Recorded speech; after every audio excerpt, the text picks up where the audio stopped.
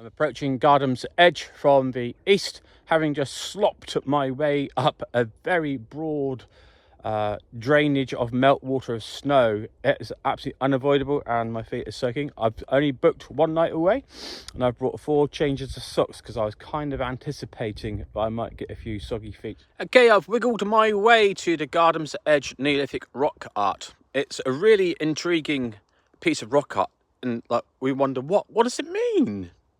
What were they doing? Was it for fun? Was it some significance? Was it some celestial representation? Was it the result of some psychedelic trip? Don't know. But anyway, I enjoy it.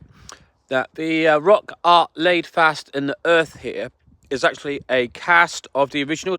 So you go up to this one and give it a tap, and it sounds hollow. It's like a bathtub. The art is in situ. That's here, but it was pecked into the rock. 6,000 years ago. The thing about Neolithic rock art, it's not scratched, it's not gouged, it's tiny little peck marks. Done. It must have been so time consuming.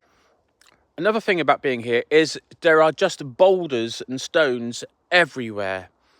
I'm surely this was probably a much more organised area of stones going back a few thousand years, and it's just become gradually very confused and jumbled.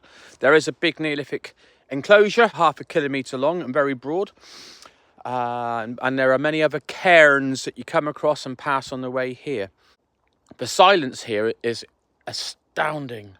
I've just sat and had a bit of food and I've enjoyed the silence, the solitude here. I'm here at the Gardom's Edge Standing Stone, which draws me. It is really intriguing. I think the first visit I came here, either very late 90s, early 2000s. It just has a vibe, a presence to it. It really stands literally proud of everywhere around. The shape of it, the orientation of it, I don't know if it's still in exactly the same position as it was like 4,000 so years ago when it's put up, but it's head and shoulders taller than any of the other bits and pieces of stone and boulders that left around here. Has a kind of like a gnomon, a timepiece quality to it, casts a very long shadow.